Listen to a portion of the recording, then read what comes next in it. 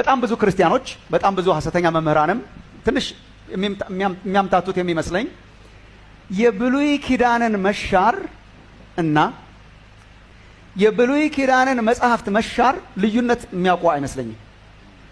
መጽሐፉ ሲነግረን ብሉይ ኪዳን አዝ ኪዳን ተሽሯል። እግዚአብሔር ሁለት ኪዳን የለውም። አሁን አዲስ ኪዳን ውስጥ ገብተናል። አሮጌው ኪዳን ተሽሯል ነው የሚለው መጽሐፍ ቅዱስ። አሮጌው ነገርም አልፏል፣ አሮጌው ኪዳንም ተሽሯል። ምን ማለት ነው?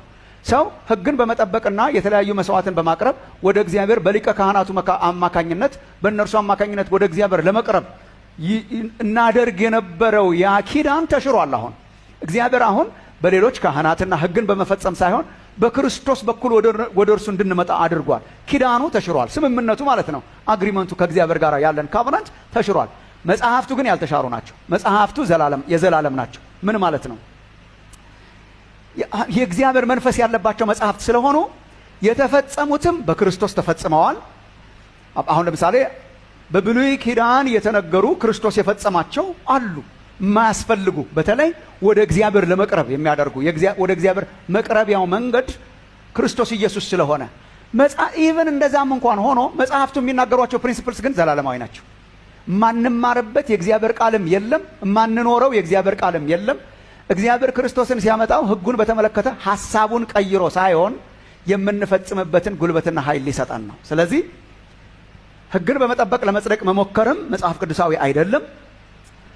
በጸጋ ስለጸደቅን ሕግን አስወግዶ ለመጣል የሚደረገውም ጥረት መጽሐፍ ቅዱሳዊ አይደለም። ኢኳሊ የጸደቅነው ያለ ሕግ ነው። የጸደቅነው ሕግን ባለመጠበቅ ነው። የጸደቅነው ግን የሕጉን ሪኳየርመንት በመንፈስ ቅዱስ ለመኖር ነው የሚለው ባላንስ ነው። ኤርምያስ ምዕራፍ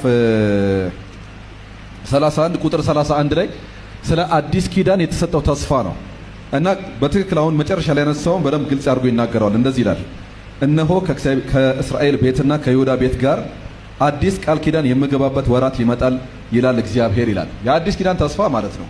የበፊቱን አስቀርቶት አዲስን ኪዳን እግዚአብሔር ከኛ ጋር ሊገባና የበፊቱን ሪፈር ሲያደርግ ምን ይላል?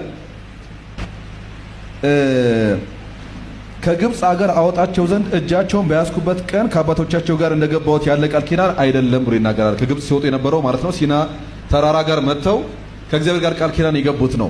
ቃል ኪዳናቸው ግልጽ አድርገን ነው ብንመለከተው እዛ ቦታ ላይ እግዚአብሔር 10ቱን ትእዛዛት ሲሰጥ እናያለን። ትእዛዛቱን ሕጉን ሰጣቸው። ከዛ ግን እነሱ ግን ስምምነታቸው እኛ በሕግ መሰረት እንኖራለን፣ እግዚአብሔር ደግሞ የነሱ አምላካችሁ እሆናለሁ ነው ስምምነቱ። በሕጉ መሰረት እስራኤል አልኖረም፣ አልቻሉትምም ጭምር። ስለዚህ በሕጉ መሰረት ሊኖሩ ስላልቻሉ እግዚአብሔር አዲስን ኪዳን እንደገና እገባለሁ ብሎ እግዚአብሔር ድጋሚ መጣ ማለት ነው። እና አዲስን ኪዳን ከኛ ጋር እግዚአብሔር ሊገባ ተስፋን ሰጠን። አዲስን ኪዳን እገባለሁ አለና ግን አዲስን ኪዳን ግን ሲገባ ግን ሕጉን ሲተው አናይም። ኪዳኑን ነው እንጂ የሻረው ሕጉን አልተወም። እንደዚህ ብሎ ይናገራል እዛው ከቁጥር 32 ጀምሬ ነገር በቀጥለው ከግብፅ አገር አወጣቸው ዘንድ እጃቸውን በያዝኩበት ቀን ከአባቶቻቸው ጋር እንደገባሁት ያለ ቃል ኪዳን አይደለም፣ እነርሱ በኪዳኔ አልጸኑምና እኔም ቸላ አልኳቸው ይላል እግዚአብሔር። ከዚያ ወራት በኋላ ከእስራኤል ቤት ጋር የምገባው ቃል ኪዳን ይህ ነውና እግዚአብሔር ሕጌን በልባቸው አኖረዋለሁ፣ ኪዳኑን ትቼዋለሁ ነው። ምክንያቱም እነሱም ቸላ ብለውታል ነው። ግን ሕጌን ግን እሰጣቸዋለሁ መልሼ ነው። የዛኔም የሰጣቸው እግዚአብሔር ነው። በነገራችን ላይ በጽላቱ ላይ ጽፎት ሰጣቸው። ሙሴ ተናዶ ሰበረው። ድጋሚ እግዚአብሔር ጽላት ስራለውና እግዚአብሔር ራሱ በእጁ ጽፎ ነው የሰጣቸው። የዛኔ ያክል እግዚአብሔር አክብሮታል ሕጉንና ኪዳኑን ችላ አለዋለሁ አለና አሁን ግን ልዩነቱ ምንድነው? የዛኔ በድንጋይ ላይ ተጽፎ ተሰጣቸው። አሁን ግን በልባቸው ውስጥ አኖረዋለሁ። ሁለተኛው ላይ ሲመጣ ሕጉን ራሱን ነው በልባቸው ውስጥ አኖረዋለሁ።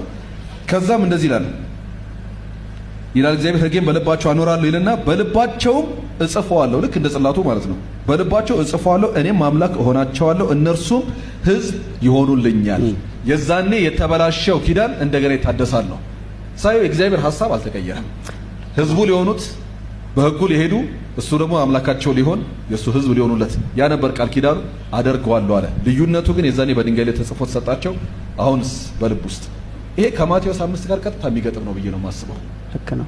ምክንያቱም እዛ ጋር ሲናገር ጌታ ኢየሱስ እንደዚህ ተብሎ እንደተጻፈ ታውቃላችሁ፣ በውጪ ተጽፎ የተሰጣቸው ነገር አለ፣ በውጪ ለማድረግ የሚታገሉት ነው። አዲስ ኪዳን ላይ ማቴዎስ ላይ ሲመጣ ግን ስለምንድን ነው የሚናገረው? አሁን በልባችሁ ውስጥ ይጻፍ ነው ቻሌንጁ። ሄዶ ያደረገው ነበረ፣ አሁንሳ በልቡ የማይመኝ ሰው ልብ ውስጥ ገባ ማለት ነው ሕጉ። ከውስጥ የሚወጣ ይሁን ነው እንጂ ሕጉን ቀየርኩት አላለም። አዲስን ኪዳን ከእግዚአብሔር ጋር ገብተናል። በሌላም በኩል ደግሞ ብንመለከተው የማይሄድም ነው አስተሳሰቡ። እናስበው እስኪ በክርስቶስ ኢየሱስ አምናለሁ ድኛለሁ እያልን ግን ሌሎች አማልክቶች አሉኝ ብንል አይገጥምም። በክርስቶስ አምናለሁ ግን እናትና አባቴን አላከብራቸውም፣ ወይ አመነዝራለሁ፣ ወይ ሰርቃለሁ፣ እገላለሁ እያለ የሚኖር ሰው በጣም የሚጋጭ ነው ሐሳቡ ራሱ። በክርስቶስ ኢየሱስ ማመናችን ከነዚህ ውስጥ ነፃ ያወጣናል። በአዲስ መልክ ይነሳሉ እንጂ ጥንትም የነበረ ነው። በአዲስ ኪዳን ዘመንም የነበረ ኑፋቄ ነው። ምንድነው? ትእዛዛትንና ሕግጋትን ኢየሱስ ያስተማራቸውን እስከ መስቀሉ ድረስ የተሰጡትን እነርሱ ልክ እንደ ብሉይ ኪዳን ሕግጋት ናቸው። የአዲስ ኪዳን ክርስቲያኖችን አይመለከቱም። ለምሳሌ የኢየሱስን የተራራውን ትምህርት በጣም ከባዶችም ስለሆኑ ማለት ነው ስንተረጉማቸውም እንዳያችሁት የሚገላገሉት እንደዚህ አይነት ሰዎች የሚገላገሉት የተራራው ትምህርት አይመለከትም። የአዲስ ኪዳን ክርስቲያኖችን አይመለከትም። ኢየሱስ ክርስቶስ ከሞተና ከተነሳ በኋላ የተሰጡ የአዲስ ኪዳን የጳውሎስ መልእክቶችን የተመለከተ ነው እንጂ እነኚህ ትእዛዛት እስከ መስቀሉ ድረስ ያሉት እኛን የሚመለከቱ አይደለም የሚል አስተያየት በጣም አለ። መርጠው ግን ይወስዳሉ። አሁን ለምሳሌ የመንግስተ ሰማያት መክፈቻዎች ሰጥቻለሁ የሚለውን ይወስዳሉ። ቁልፎች የእንትን ቁልፍ ምናምን ይላሉ። ምዕራፍ 5 ምናምን ላይ ሲመጣ ደግሞ እንደ ትእዛዛት ስለሆነ ይተዋቸዋል። መርጠው ነው የሚያምኑት። በጣም አደገኛ አስተምህሮ ነው። በጣም ዴንጀረስ ነው። የእግዚአብሔር ቃል መርጠን የምናምነው አይደለም። ቀስ ብለን እያስተዋልን እየተረጎምን እየተማርን አንዱን ከአንዱ ጋር እያስታረቅን ነው እንጂ በብሉይ ኪዳንና በአዲስ ኪዳን የተሰጡ መጻሕፍት ያልተሻሩ መጻሕፍት ናቸው። ኢን ዘ ፕሮሰስ ጥንት እግዚአብሔር ከአባቶቻችን ጋር የገባው ኪዳን የተሻረ ቢሆንም በክርስቶስ የገባው ኪዳን ደግሞ በብሉይ የተነገሩትን ትእዛዛት መፈጸም የምንችልበትን ብቃት ነው እንጂ የሰጠን የተሻሩ አይደሉም የሚለውን በጣም ማስተዋል ያስፈልጋል። እየተነሳ ያለ ትምህርት ስለሆነ ወደፊትም ለመጠንቀቅ እንዲመቻችሁ ብዬ ነው።